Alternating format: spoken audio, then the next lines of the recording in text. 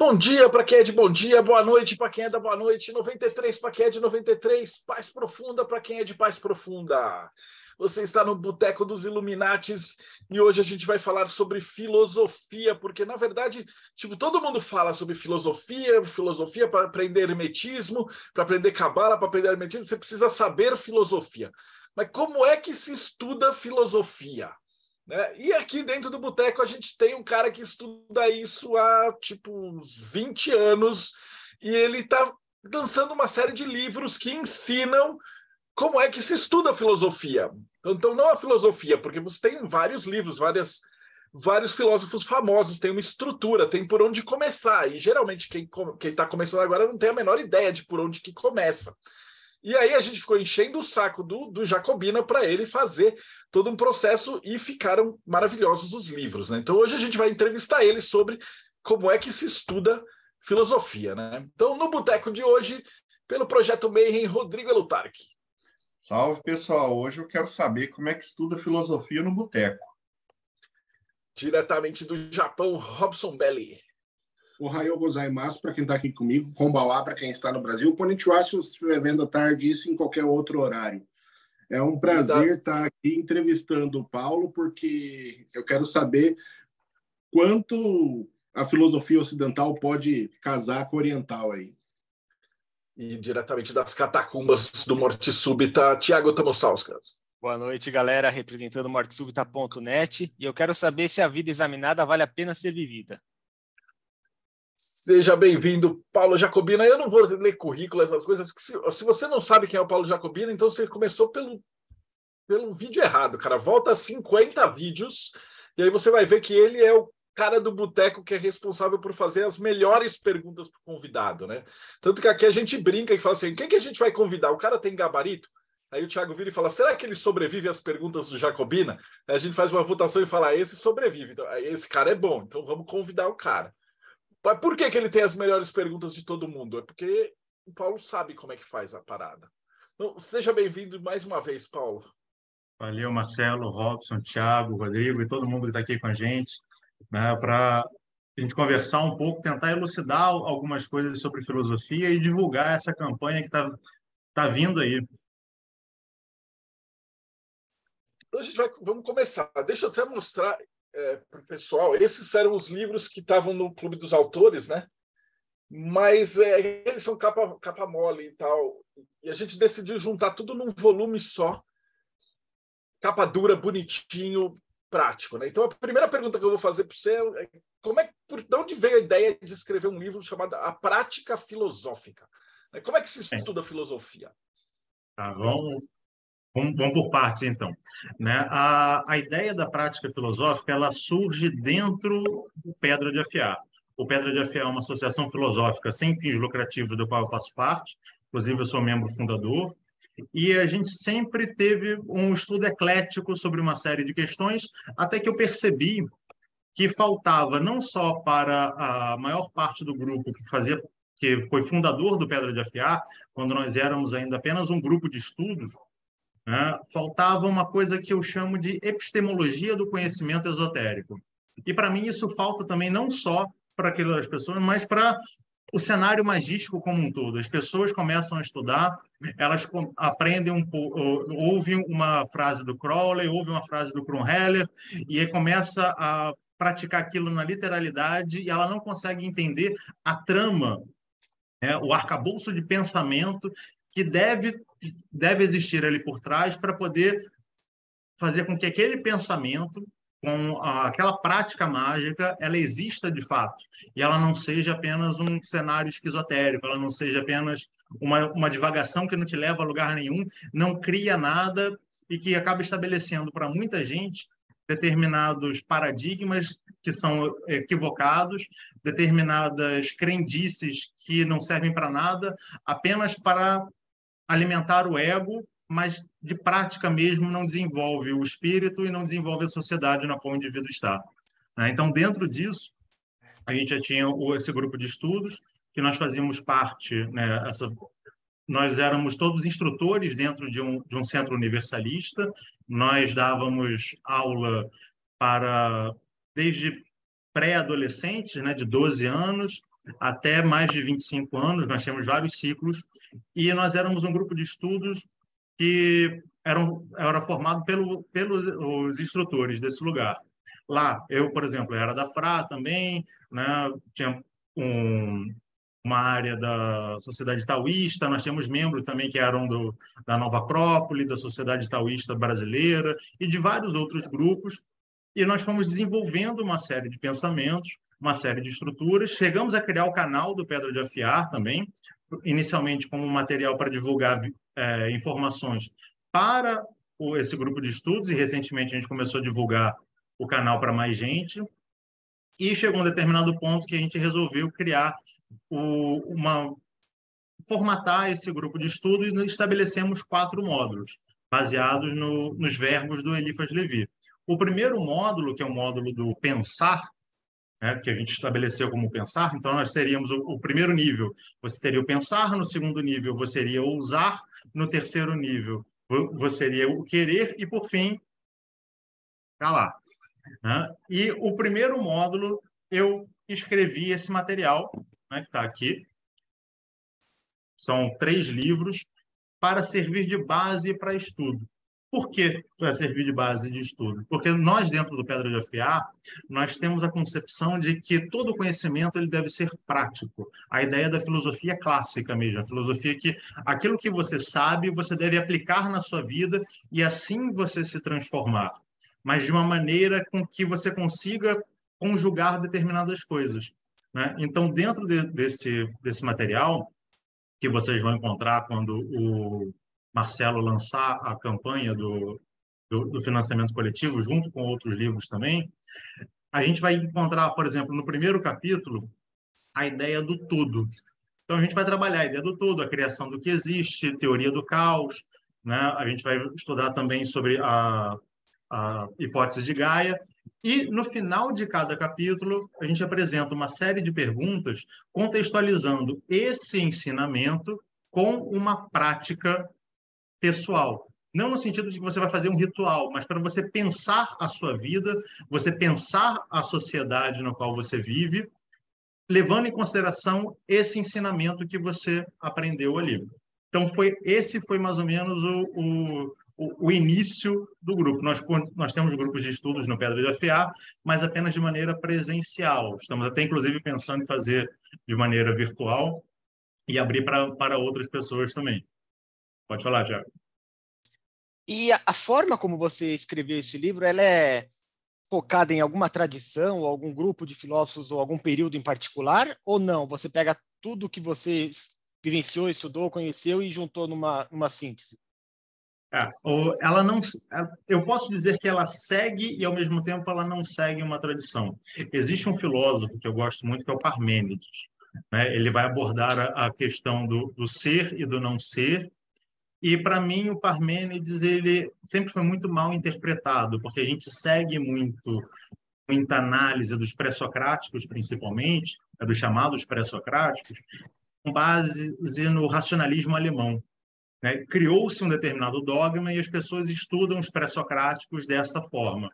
Né? E, com o passar do tempo, nós tivemos uma série de outros filósofos, como o próprio Nietzsche, que ele revisita esses pré-socráticos e traz novas interpretações para ali dentro. Dentro do pensamento desse curso em si, né, desse material, porque esse material ele serve de base para os nossos grupos de estudos. Os nossos grupos de estudos, eles partem desses livros, mas eles não se limitam a esses livros em nossos encontros. Então, vocês vão estar adquirindo, através desse financiamento, o material base, mas não todo o arcabouço de pensamento. Então, eu desenvolvi um pensamento baseado em 3 níveis. Nós precisávamos, através dessa criação, dessa epistemologia e dessa amplitude de conhecimento que alguém precisa ter para começar a viver uma prática magística, eu separei em 3 macrotemas. O todo, a sociedade e a filosofia primeira. A filosofia primeira é uma nomenclatura que os pré-socráticos utilizavam para se referir àquilo que a gente conhece hoje como metafísica, porque a metafísica também é uma nomenclatura que surge na Alemanha já bem mais recentemente, fazendo uma divisão das obras do próprio Aristóteles. Então, você tinha os livros de Aristóteles que iam até a física, e para além da física, né, a metafísica, o livro de física, você tinha temas que eram temas mais abstratos. Então, qualquer coisa que seja uma abstração, do ponto de vista filosófico inicial, é uma metafísica. Mas hoje nós temos essa expressão metafísica como algo diferente. Então, para afastar essa nomenclatura de metafísica, a gente resgata a ideia da filosofia primeira, que são os primeiros estudos filosóficos em si. Esses três tripés, né, esses três pés que formam esse tripé, o todo, a sociedade e a filosofia primeira, ela aparece em cada capítulo. Ou seja, cada livro que eu escrevi inicialmente, né, nós vamos ter esse lançamento unificado, possui 6 capítulos. Cada capítulo é dividido em 3 tópicos. Cada tópico desse tem uma representação dentro do próprio capítulo do todo, da sociedade e da filosofia primeira. Então, você vai encontrar, né, no primeiro capítulo, por exemplo, que é o capítulo sobre o todo, a gente vai ter a criação de tudo o que existe. Isso é a parte de filosofia primeira dentro desse capítulo todo. A teoria do caos. Essa vai ser a parte do todo dentro do primeiro capítulo. E depois a gente vai ter a hipótese de Gaia, que é a parte de sociedade dentro do todo. A partir daí, a gente vai desenvolver sempre esses arranjos desses 3 temas dentro de um tema maior. Porque tudo, na verdade, é uma coisa só. Mas eu precisei separar em 3 tópicos diferentes, né, em 3 formas de abordar diferentes cada assunto, para fazer com que a gente consiga perceber ela como um todo. Então, nós vamos ter um tema, como, por exemplo, o todo, que é o tema que dá início ao capítulo, ao livro, e a gente termina com o vazio. Nós temos um tema que é um tema norteador de cada capítulo. Através desse tema norteador de cada capítulo, a gente visita filósofos, a gente visita livros de tradições religiosas variadas, a gente visita livros de esoterismo variado e a gente visita artigos científicos devidamente validados e atualizados também, para acabar com uma coisa que muita gente faz de utilizar pensamento científico do século XIX, por exemplo, que já através do método científico, já viu-se que não é daquela forma, e tem gente hoje que ainda utiliza dessa maneira.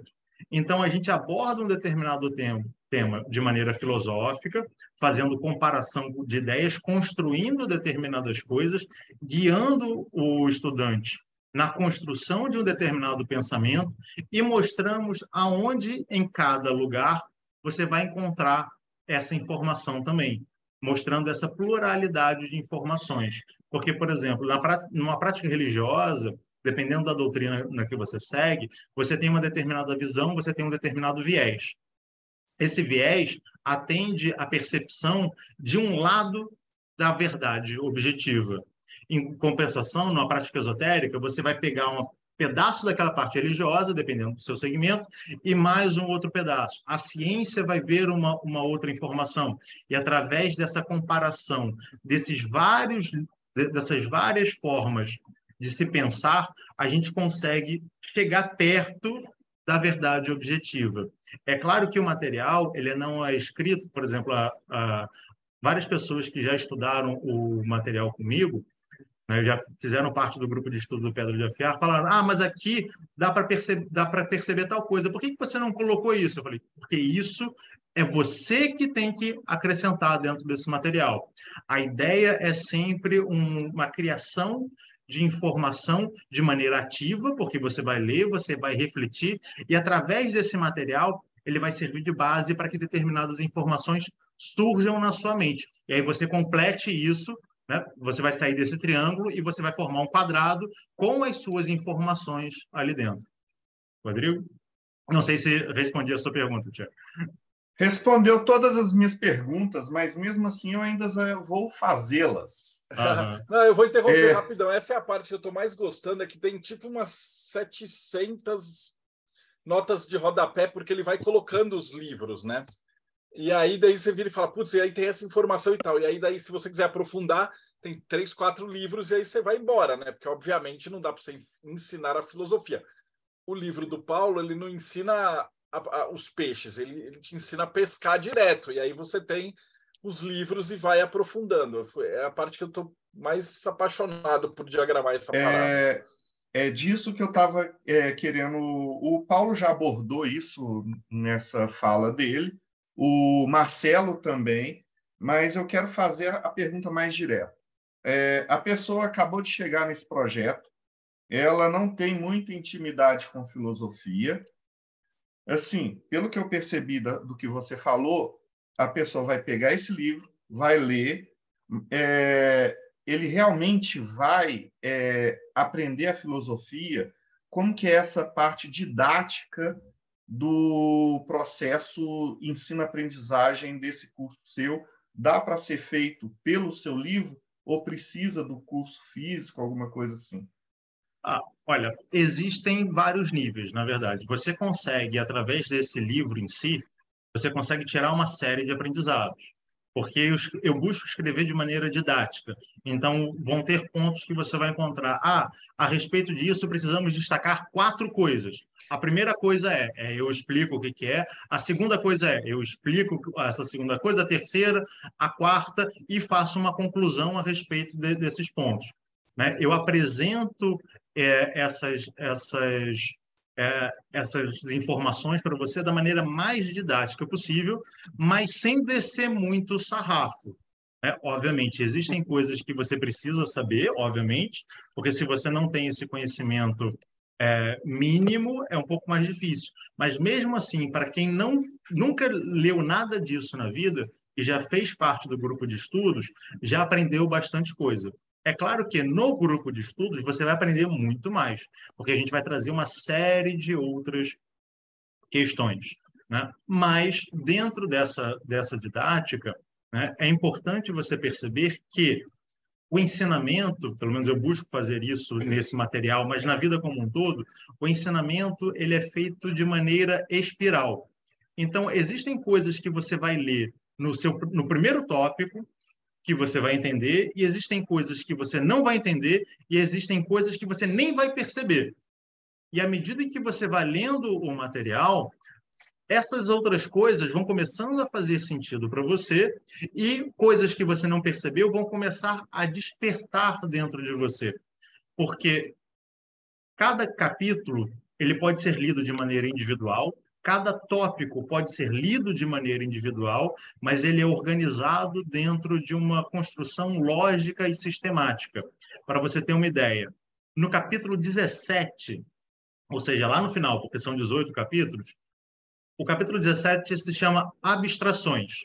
A gente vai falar sobre o tempo, no tópico 1, liberdade, no tópico 2, o espaço, no tópico 3. Mas para eu falar de liberdade, eu preciso que você já tenha estudado lá no capítulo 13 o livre-arbítrio.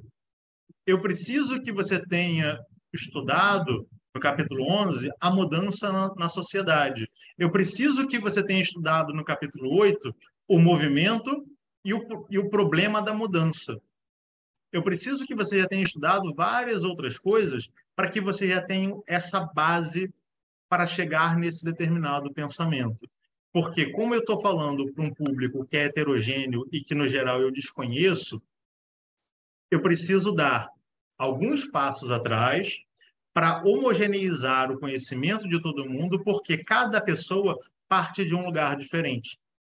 Dentro do cenário esotérico, por exemplo, existem autores que vão falar sobre o éter, e quando você vai fazer o cotejo do pensamento entre eles estão falando de coisas completamente diferentes. Eles apenas chamaram de éter, que é a mesma coisa para eles. Né? É o mesmo nome, mas tem um significado completamente diferente, é um símbolo completamente diferente para cada um desses autores.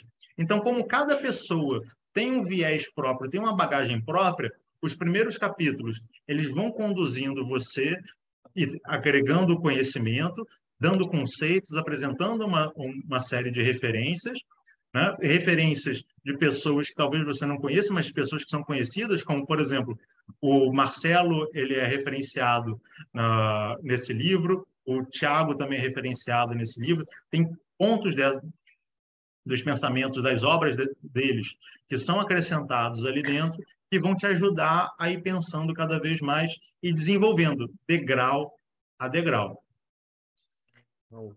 Eu só colocar que também no final de cada um dos capítulos tem questões para autoaprofundamento, né? Que é para você se monitorar. Então você faz algumas perguntas que a pessoa pode ver se ela aprendeu realmente, né, o que estava ali ou não. A minha questão é o seguinte: você meio que já respondeu falando que você dá um embasamento assim antes de pegar pesado com o estudante, mas a questão é: existe algum pré-requisito que o leitor tem que ter, não necessariamente saber, mas alguma coisa que você espera da pessoa que vai ler o livro, que tem algumas qualidades que a pessoa tem que ter, e sem elas ele não vale a pena? Ela precisa primeiro conhecer português, isso é fundamental, e ela tem que ter concluído o ensino médio. Isso é básico. Porque existem determinados conceitos que a gente traz de maneira mais didática, que são coisas que, em tese, se estuda no colégio, no ensino médio, ou, dependendo do colégio, até mesmo no ensino fundamental, né? Você vai ver, por exemplo, questão de geometria euclidiana, por exemplo, ou geometria não euclidiana. Isso você, em tese, estuda no colégio. Só que a maior parte das pessoas passa batido por essas coisas. Então, no início, quando a gente vai citar esses exemplos para algumas pessoas, pode parecer diferente. Claro que existem determinados pontos, como, por exemplo, existe uma parte que a gente está organizando a existência do ponto de vista micro, e a gente está falando de ups, down, quarks, né? Uma série de coisas que são conceitos que, para a maior parte das pessoas, é complicado. Mas aí a pessoa tem que entender o seguinte: ela tem que entender o pensamento, não necessariamente aquilo que está sendo dito ali. Ela precisa buscar ali dentro, né, a ideia do que o que está sendo dito, não a literalidade do que está sendo dito em si. Mas se você consegue fazer isso, você pode adquirir o livro e começar a estudar. Paulo, eu estou aqui jogando dinheiro na tela, literalmente, e nada está acontecendo. Cadê meu livro? Onde que eu Aí pego ele? tem que falar com o Marcelo, ele que vai lançar a campanha. Então, deixa eu explicar como é que a gente fez uma reunião com o Thiago, com o Paulo, tudo. A gente vai fazer os livros agora do primeiro semestre. Então, o carro-chefe é o Atalanta Fugens, que é um dos maiores livros de alquimia do século XVII, então não deu. Um dia, lá pelo século XXIII, o livro do Paulo Jacobina vai ser os maiores livros do século XXI, mas o Atalanta é o carro-chefe. Mas aí, junto com ele, a gente prepara um pacote de livros para você aprender alquimia, filosofia e um pouquinho de uso de enteógenos, quem tiver mais ousado, né? Então tem todos os verbos aí. E está começando no Catarse, a gente vai ficar mais ou menos um mês e pouquinho, e aí você vai poder comprar o pacote, ou só o livro do Paulo, ou o Atalanta, e vai estar tudo. Eu vou colocar o link aqui embaixo, mas vai ser assim, catarse.me/Atalanta. E já deve estar no ar. E aí você vai conseguir, se você quiser comprar os livros de alquimia e tal, tem tudo, tem um pacote com filosofia com tudo. Ou se você quiser só os livros de filosofia, ou se você quiser qualquer negócio aí, vamos fazer que, por financiamento coletivo, a gente já sabe, né, que funciona. O Robson disponibilizou um Grimório, então se a gente conseguir bater meta, como quem já apoiou a História da Magia e tal, que o cara acaba comprando 6 livros, ganha 10 livros em casa, né? Então, a gente espera conseguir fazer muita gente. É importante isso no financiamento coletivo, porque quanto mais pessoas apoiarem, mais a gente consegue arrumar. Então, marcador de página, cartão postal, negócio de tarô, a gente consegue um monte de coisa bacana para incluir neste projeto. Eu acho que é isso por hoje, né? A gente não tem necessidade de estender mais. Paulo, foi sensacional a tua apresentação. Você sabe que você é um dos caras mais queridos daqui do Boteco. E eu acho que para mim é uma grande honra a gente poder publicar esse livro de uma forma bonita mesmo. Porque o Clube dos Autores mesmo é o capa mole e tal, a diagramação ela é limitada e tal. E a gente fez de um jeito que o livro está ficando muito lindo e organizado nos 18 capítulos e tal. Então, capa dura, eu acho que vai ser uma adição fantástica para quem quer. Marcelo, só fazendo um comentário. No Clube de Autores só tem o primeiro volume, tá? Os outros volumes não é disponibilizado ao público. Vai ser exclusivamente pela campanha do Marcelo, porque é um material que é restrito ao grupo de estudo do Pedra de Afiar. Então, mesmo que você não seja, você vai passar a ter acesso através do financiamento do Marcelo. Eu acho que depois seria interessante vocês pensarem em colocar uma versão por Zoom para o pessoal, porque com certeza absoluta a galera que começar a ler esse livro vai querer aprofundar nisso daí. É como a gente fez o treinamento mágico e a Ordem Martinista que foi responsável, agora tem uma galera que entrou, o povo tá estudando todo mundo junto, eles estão fazendo o processo e tal. Então o resultado desse outro financiamento foi super legal. Que a gente está com uma galera aprendendo martinismo, fazendo lá os processos do Lippens Levi, do Papi, junto da Ordem. Então, com certeza, vai se preparando, porque o pessoal vai querer estudar. Isso é muito show de bola. Rodrigo Lutarque, considerações finais. Esse é um financiamento imperdível. Como dizem aqui o povo, nós vamos ficar jacobino, nós vamos ficar tamussauskas, nós vamos ficar belli no final dele. Então, recomendo demais. Robson Belli, considerações finais. Muito bom, estou aguardando já o livro. Sou outro que está jogando papel na tela e esperando sair aqui no Japão.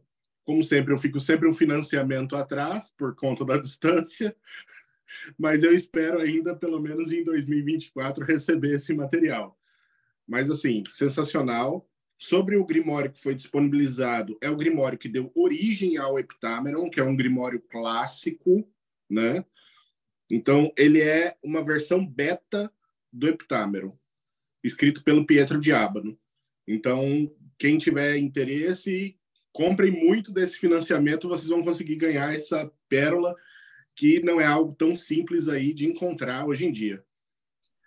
Tiago Tamussauskas. Tem Paulo Jacobina no Morte Súbita? Tem sim. Com certeza. O Paulo, quem acompanha o Projeto Mayhem, sabe que ele é o cara que faz aquelas perguntas mais snipers possíveis para os nossos entrevistados.